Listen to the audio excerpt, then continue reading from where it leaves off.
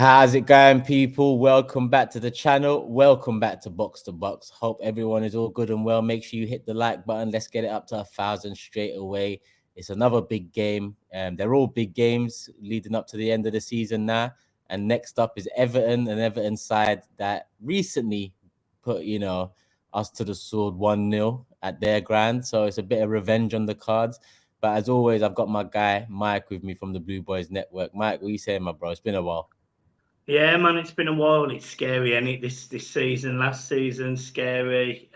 It was nice getting that win, obviously, important win against you guys at Goodison literally a few weeks ago, but different kettle of fish at the Emirates, and you lot are smashing it, playing really well. Scared, man. Listen, we've come a long way from when we first met and we was doing these box to boxes. We were just talking about offline and how much has changed in the last few years, not only for us Arsenal fans and Arsenal Football Club, but you Everton fans and Everton Football Club. Like, what do you attribute that down most to? Because a lot of people will look at ex-Arsenal part owners, Usmanov, Mashiri, and all that. But I know you're a lifelong Everton fan, love the club. What do you put it down to? I think the big thing for us has been the ownership's been so poor. Like, yes, he secured a new stadium, and yes, we've spent so much money, but that the people that he's give this money to have just done a terrible job. I mean, the recruitment over the last 5-6 years is terrible. And to spend £600 million and have a strike force of Ellis Sims and Neil Mulpay because Calvert-Lewin's injured, it's criminal. Everton, you're right, when we first met and when we first spoke, we were talking about clubs going in different directions. We were talking about Arteta at Arsenal, not a good appointment, and whether it was right or wrong, whether we should have been sacked, etc. And we had Carlo Ancelotti, and we were going in the right direction. I seem to remember, I think we beat you guys at the Emirates 1-0 or something in 2021. Yeah, So yeah. everything was positive, and we just haven't built on that. Financial fair play has hindered us now for about 18 months. And as a result, we just haven't been able to get off the ground anymore. And, we go into these games with Arsenal, and, we are where we are. We're 18th in the league. It's scary. We don't know what to expect anymore. This Everton side are blunt. There's no goals in it. I think we've scored 17 all season. So I don't really know what we're meant to do to win this game, if I'm being totally honest. What about this Sean Dyche appointment? Because the first, the first game for him was Arsenal, over at your place, and Everton looked a different side. The energy, the hunger, the midfield domination in that game. You really nullified Arsenal's threat and deserved the win at the end of the game.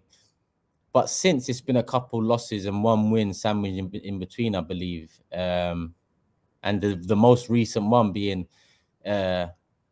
maybe a sign that things are not going to improve under Sean Dyche in the short term too, which poses the relegation question as well. But how are you looking at it 4 games into his management now? Do you think he's going to keep you up? Do you think he's got what it takes to keep this Everton side up at the moment? Because the morale seems so low. It's weird, really, because he's got a 50% win record. We've played 4, we've won 2. The 2 games we've won, we won 1-0 against Arsenal, as you know. We won 1-0 against Leeds. Yeah. The game against Villa the weekend was kind of, in my mind, a little barometer of where we are, because if we were in a good position, mid-table teams like Villa would come to Goodison Park and they'd lose. It's fine being up against the big boys like Arsenal and getting a result, because Everton's like that. We tend to play quite well and be aggressive against the bigger teams. And against Leeds, it was a win that Everton needed, relegation contenders. It was a game at home. You need to get 3 points. So they've gone and done it. But Everton need to pick up points against mid-table teams. And the fact that we didn't, and we lost 2-0, and yes, we played quite well, but we couldn't put the ball in the net. There's more teams in that mid-table category that Everton have got to play. And actually, we've not just got to beat them at home. We've got to go away to some of these teams like Forest and Brentford and teams like that. So I'm happy with Dyche. I think the problem is it's the tools that the man has got to try and keep us up, and that could be the issue. Defensively, I think we'd be okay. Midfield, I think we're fine, but we haven't got any firepower whatsoever. So if Everton don't score first, from a corner or free kick or something, we're not going to win the games of football because we don't create open chances. Like we haven't scored a goal from open play since the Man City goal, which was Damari Gray, and before that it was October. It's shocking. That's mad. So we've got big issues at Everton. If Dyche keeps us up, he's done a miracle. He's done an absolutely fantastic job, but it will just be because defensively we're sound. We can't score enough goals. Everton defensively were 8th in the league in terms of goals conceded, but we're bottom for goals scored, and that speaks volumes of where we are. Yeah, it's a mad time for Everton and you guys as fans. Looking a bit at Arsenal now, like we said, a lot's changed. You know, we're still top of the league. We've got a chance to go 5 points clear against you. We've bounced back seemingly from that blip we had, which included a defeat to you guys. 2 big away wins, you know, a 4-2 thriller against Villa. No pun intended. And the 1-0 away win at Leicester on the weekend, which was a very different performance, a very different game, dominated, assured, created a few chances and got the job done. Another clean sheet. Well, I say another to our tally this season, but one that we've all wanted for a little while now to provide that, you know, platform to now go and be defensively solid yet again, because that was a big part of why we were top of the league heading into the World Cup, especially. How do you see Arsenal with about 14, 15 games left to go now? Man City slightly behind, United a bit more behind. It's looking like 3 teams are going for the title. How do you look at it as an Everton fan, being a neutral?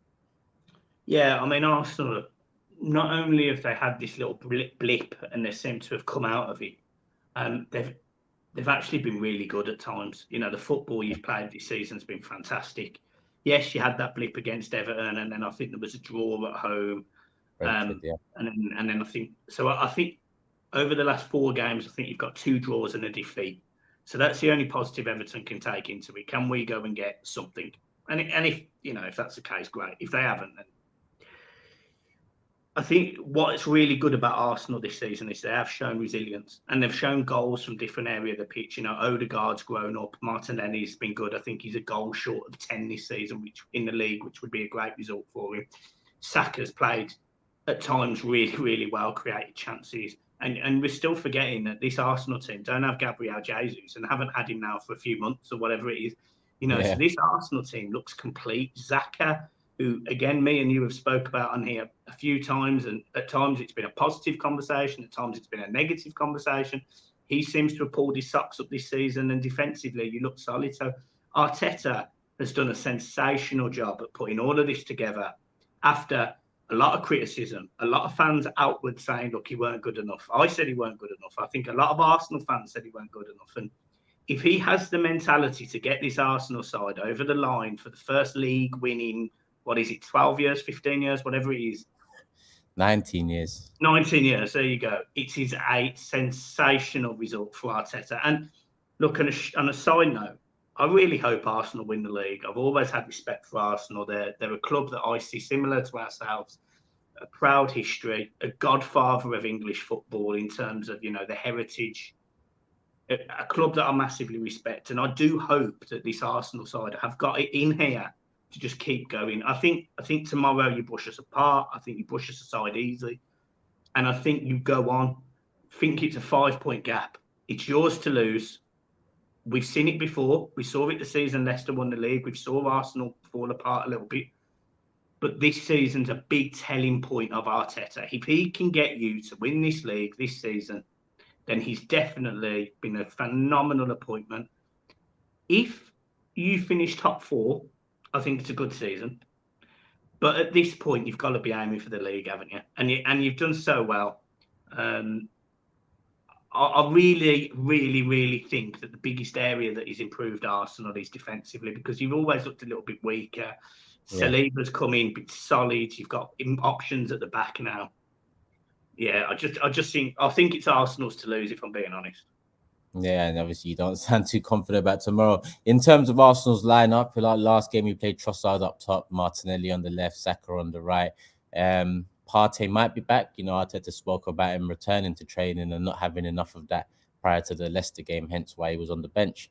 He got minutes in the end. But who do you look at as the key threat that you need to nullify? You've already mentioned that Arsenal are scoring goals from different places at the moment, but if you saw that lineup, Trossard up top, Martinelli, Saka, Odegaard, Partey back in, defensively, you've talked about us being a lot more solid this season than past. Where do what one player do you look at as the key? Saka, because what Saka will do is he'll play on that right hand side or the left. It doesn't really matter because they interchange. And he at home he seems to just cause havoc to the left back and the right back. And when you've got left and right backs like Seamus Coleman and Vitaly Mikalenko, let's be realistic. There's no Arsenal fan worried about them from a defensive perspective. So he's going to tear them apart. We saw it a little bit at Goodison, but I think the players were up for it at Goodison, so they played out their skin almost. But at the Emirates, it's a different game. Saka will rip him apart. I think Odegaard in the middle of the park, if Garner's not on his best, I think we'll struggle to contain him as well.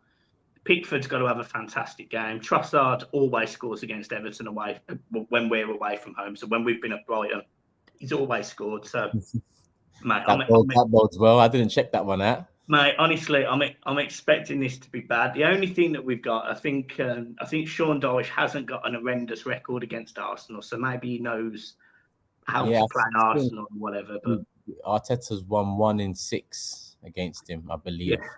Yeah. So that's the only thing. If Everton could go there, be absolutely defensively solid and literally stick 10 players behind the ball all game and get a 0-0 draw, I'd be all over it, if I'm being honest. Yeah, well, I'd go full blown park the bus tomorrow. Like, oh, you went toe to toe with us last time, Matt. But I understand what you're saying. Away from home, especially, I'm sure you would take a point. You mentioned Saka as the key player. We're going to slowly but surely move into predictions. Home team always predicts first, so I'm going to go ahead and give you mine. We've got to make up for that 1-0 win. 3-1. 3-1 Arsenal. I think that's all right. I think 3-1. Oh no, wait, why am I giving one? Let me say 3-0. Let me say 3-0 Arsenal.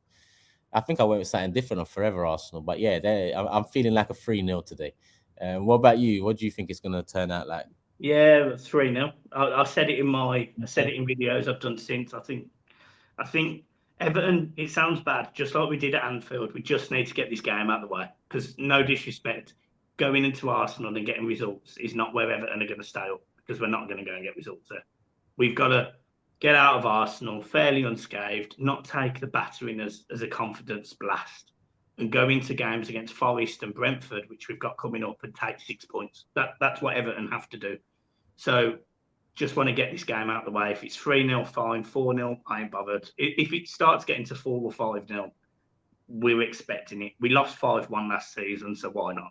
It could be anything.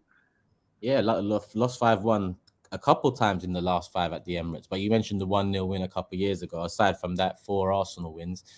So we tend to get the job done, sometimes emphatically. There's a 3-2 in there as well.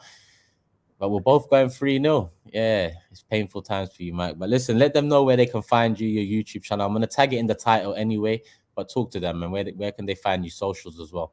Yeah, Blue Boys Network. Obviously, guys, you've seen me on DR Sports and AFTV before, etc. So just follow me, hit me on Twitter, wherever, and obviously my YouTube's Blue Boys Network. Really appreciate the love and support. And Turkish, thank you for the opportunities you've created, my bro. Appreciate it. No, man, we just talk football, man. We get along, and that's what it's about. Obviously, it's painful times for you. It's been painful times for me previously. This is the swings and roundabouts. This is why we love it, isn't it? Well, more if we get over the line with the league title, but you're confident about it. Listen, Mike, as always, it's a pleasure, my bro. We'll talk again soon offline. Hopefully, we're talking again next season as well. Good to see you, man. Honestly, if we stay up this season, I will be gassed, but I don't have the confidence, man. I don't have the confidence. I think you will. If I'm honest with you. It'd be mad. It'd be crazy to see Everton go down. But yeah, we'll see what happens, Mike. We'll see if we win it, and we'll see if you stay up. But yeah, we'll talk offline about that. Listen, people, make sure you have hit the like button. Let's get it up to 1,000 if it's not there already. Make sure you support Mike, Blue Boys Network, channel link in the title, socials in the description below. And yeah, we keep it moving, people. Love for the love. We're at peace. Shop for AFTV merch at shop.aftv.co.uk. Subscribe to us on YouTube. Follow us on Instagram, Facebook, Twitter, TikTok, Snapchat, and Twitch. We've got content for every platform, so check it out.